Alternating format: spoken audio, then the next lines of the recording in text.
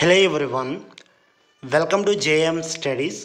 ఈ వీడియోలో మనం 2024 జూలై 10వ తేదీ కరెంట్ అఫైర్స్ డిస్కస్ చేద్దాం. వీడియో స్టార్ట్ చేసే ముందు అందరికీ ఒక రిక్వెస్ట్ అండి, ఇంకా ఎవరైనా మన ఛానల్ని సబ్స్క్రైబ్ చేయకపోతే దయచేసి అందరూ కూడా సబ్స్క్రైబ్ చేసుకోండి. అలాగే బెల్ ఐకాన్పై క్లిక్ చేయండి. ఓకే, ఫస్ట్ వన్ చూద్దాం. Biligiri Rangaswamy temple tiger reserve ఇటీవల వార్తల్లో కనిపించింది. ఇది ఏ రాష్ట్రంలో ఉంది? Correct answer Karnataka. హానూరు తాలూకులోని బిలిగిరి రంగనాథస్వామి టెంపుల్ టైగర్ రిజర్వ్లోని బైలూరు వన్యప్రాణుల పరిధిలో మావతూరులో 35 ఏళ్ల ఆడ ఏనుగు మృతి చెందింది. బీఆర్టీ కర్ణాటకలోని చామరాజనగర్ జిల్లాలో ఉంది. పశ్చిమ మరియు తూర్పు కనుమలను వంతెన చేస్తుంది.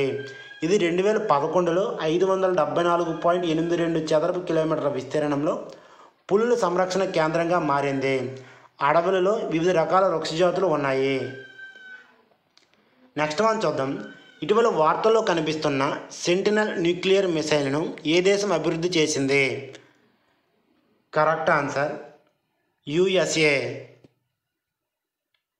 యుఎస్ఏ మిలిటరీ LGM-35A సెంటినల్ ఖండాంతర బాలిస్టిక్ క్షిపణిని నార్త్ రోప్ గ్రూమన్ మరియు ఎయిర్ ఫోర్స్ గ్లోబల్ స్ట్రైక్ కమాండ్తో కలిసి అభివృద్ధి చేస్తుంది.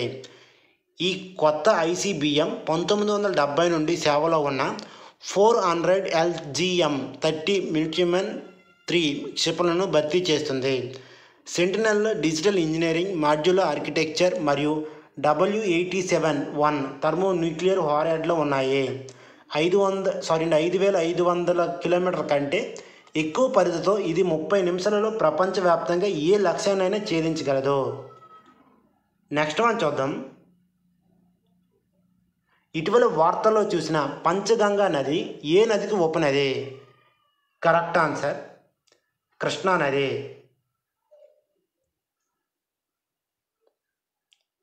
కొల్హాపూర్లో పంచగంగా నది ఉద్రిక్తంగా ప్రవహిస్తుంది మరియు త్వరలో 39 అడుగుల హెచ్చరిక స్థాయిని దాటవచ్చు. కృష్ణా నదికి ఉపనదైన ఈ పురాతన నది మహారాష్ట్రలోని సహ్యాద్రి పర్వతాల నుండి చిక్లీ తాలూకులోని ప్రయోగ సంఘం వద్ద ఉద్భవించింది. ఇది 5 నదుల సంఘం ద్వారా ఏర్పడింది. కసరి, కుంభి, తులసి, భోగావతి మరియు సరస్వతి కురుంద్వాడ్ వద్ద కృష్ణ నదులు కలుస్తున్న ఈ నది సారవంతమైన లోయలకు మద్దతునిస్తుంది. అయితే కొల్హాపూర్లో శుద్ధి చేయని మురుగునీటి నుండి పెరుగుతున్న కాలుష్యాన్ని ఎదుర్కొంటుంది. నెక్స్ట్ వన్ చూద్దాం. సరిహద్దుల వెంబడి మిత్రవాన్ కార్యక్రమాన్ని ఏ రాష్ట్రం ప్రారంభించింది? Correct answer Uttar Pradesh. ముఖ్యమంత్రి యోగి ఆదిత్యనాథ్ నేతృత్వంలో ఉత్తరప్రదేశ్ ప్రభుత్వం వృక్షోరోపణ్ జన్ అభియాన్ 2024లో భాగంగా మిత్రవాన్ అనే ప్రధాన పర్యావరణ కార్యక్రమాన్ని ఆవిష్కరించింది. ఈ ప్రతిష్టాత్మక ప్రాజెక్ట్ నేపాల్తో అంతర్జాతీయ సరిహద్దుతో సహా ఉత్తరప్రదేశ్ సరిహద్దులో పచ్చదనం పెంపొందించి లక్ష్యంగా పెట్టుకుంది. రాష్ట్రము మరియు అంతర్జాతీయ సరిహద్దుల వెంబడి గ్రీన్ కవర్ పెంచండి మరియు పొరుగు రాష్ట్రాలు మరియు నేపాల్తో పర్యావరణ సహకారాన్ని ప్రోత్సహించండి. ప్లాంటేషన్ డ్రైవ్తో ఇతర రాష్ట్రాలకు చెందిన ప్రముఖులను భాగస్వామ్యం చేయండి అని పిలుపునిచ్చారు. మిత్రవాన్ ఏర్పాటుకు 35 అటవీ విభాగాలను ఎంపిక చేశారు.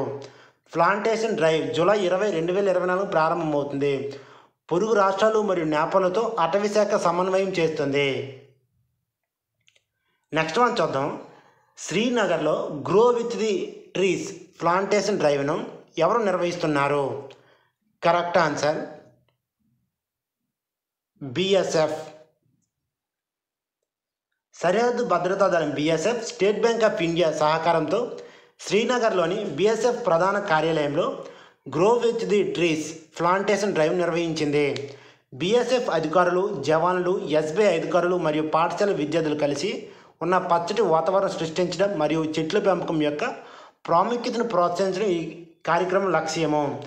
పర్యావరణ సుస్థిరతను ప్రస్తావిస్తూ కమ్యూనిటీ మరియు టీం వర్క్ యొక్క భావాన్ని పెంపొందించడం ఈ డ్రైవ్ లక్ష్యము. ఇందులో BSF అధికారులు, జవాన్లు, SBI అధికారులు మరియు పాఠశాల విద్యార్థుల భాగస్వామ్యం కనిపించింది. అందరూ BSF ప్రధాన కార్యాలయాన్ని మరియు పాఠశాల ప్రాంగణాన్ని పచ్చంగా మార్చేందుకు సహకరించారు. నెక్స్ట్ వన్ చూద్దాం. ప్రపంచంలో నివసించడానికి అత్యంత ఖరీదైన నగరాలు ఏవి? Correct answer Hong Kong, Singapore. Mercer యొక్క జీవన వ్యయ డేటా నివేదిక ప్రకారం హాంకాంగ్, సింగపూర్ మరియు జ్యూరిచ్ ప్రస్తుత 2024లో అంతర్జాతీయ కార్మికులకు అత్యంత ఖరీదైన నగరాలు. ఈ 3 నగరాలు మునుపటి సంవత్సరం నుండి మోర్సర్ ర్యాంకింగ్స్లో తమ స్థానాలను కొనసాగించాయి. మరోవైపు ఇస్లామాబాద్, లాగోస్ మరియు అబూజాలో జీవన వ్యయాలు తక్కువగా ఉన్న నగరాలు. ఇదిలా ఉంటే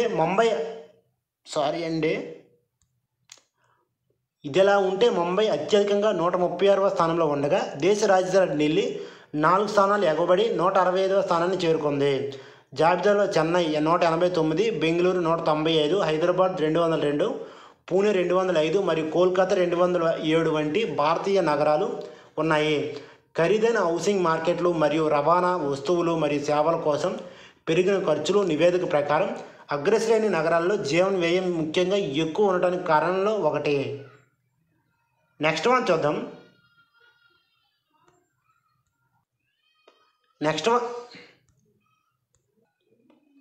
నెక్స్ట్ వన్ చూద్దాం. 10వ బ్రిక్స్ పార్లమెంటరీ ఫోరం ఈ దేశంలో జరగనుంది? Correct answer Russia. 10వ బ్రిక్స్ పార్లమెంటరీ ఫోరం రష్యాలోని సెయింట్ పీటర్స్బర్గ్లో జరగనుంది. 10వ bricks parliamentary ఫోరంకు Lok Sabha speaker Om Birla ప్రముఖ భారత పార్లమెంటరీ ప్రతినిధి బృందానికి నాయకత్వం వహిస్తారు. బహుపాక్షిక సహకారం ద్వారా ప్రపంచ అభివృద్ధి మరియు భద్రతను అభివృద్ధి చేయడంలో పార్లమెంటు పాత్ర అన్వేషించడం ఫోరం లక్ష్యము. భారత ప్రతినిధి బృందాలలో రాజ్యసభ డిప్యూటీ చైర్మన్ హరివంశ్, రాజ్యసభ సభ్యుడు Shambhu Sharan Patel, Lok Sabha secretary general Utpal Kumar Singh, Rajya Sabha secretary general PC Modi ఉన్నారు. సమాన ప్రపంచ అభివృద్ధి, భద్రత కోసం బహుళ పక్షవాదాన్ని బలోపేతం చేయడం పార్లమెంటరీ పాత్ర అనేది ఫోరం థీమ్. సభ్యులు బ్రెజిల్, రష్యా, ఇండియా, చైనా, దక్షిణాఫ్రికా. నిర్మాణం వాస్తవానికి బ్రిక్స్ 2001లో ఏర్పడింది. దక్షిణాఫ్రికా 2010లో చేరింది. ప్రయోజనం ఆర్థిక వృద్ధి, అభివృద్ధి మరియు ప్రపంచ పాలన సంస్కరణలో సహకారాన్ని ప్రోత్సహిస్తుంది. నెక్స్ట్ వన్ చూద్దాం. హాజ్ కమిటీ ఇప్పుడు ఏ మంత్రిత్వ శాఖ కింద ఉంది? కరెక్ట్ ఆన్సర్ మైనారిటీ వ్యవహారాల శాఖ. హాజ్ కమిటీకి నోడల్ మంత్రిత్వ శాఖగా మైనారిటీ వ్యవహారాల మంత్రిత్వ శాఖను ప్రభుత్వం నియమించింది. విదేశీ వ్యవహారాల మంత్రిత్వ శాఖ ఈ మార్పు కొత్త నియమాలు మరియు కమిటీకి వివిధ మంత్రిత్వ శాఖల నుండి అధికారులు నామినేట్ చేయడం. నోడల్ మంత్రిత్వ శాఖ మైనారిటీ వ్యవహారాల మంత్రిత్వ శాఖ ఇప్పుడు హాజ్ కమిటీని పర్యవేక్షిస్తుంది. గతంలో ఎంఈఏ నిర్వహించేది. కొత్త నిబంధనలను హాజ్ కమిటీ రూల్స్ 2024 అని పిలుస్తారు. హాజ్ కమిటీ రూల్స్ 2022లో మినిస్ట్రీ ఆఫ్ మైనారిటీని మినిస్ట్రీ ఆఫ్ మైనారిటీ అఫైర్స్తో భర్తీ చేస్తారు. విదేశీ వ్యవహారాలు, హోం వ్యవహారాలు, ఆర్థిక మరియు పౌర విమాన మంత్రిత్వ శాఖ అధికారులు కమిటీలో ఎక్స్ అఫీషియో సభ్యులుగా నామినేట్ చేయబడతారు. నెక్స్ట్ వన్ చూద్దాం. ఏ సంస్థ 2024 పారిస్ ఒలింపిక్స్లో భారత జట్టుకు ప్రధాన స్పాన్సర్గా ప్రకటించింది? Correct answer Adani group.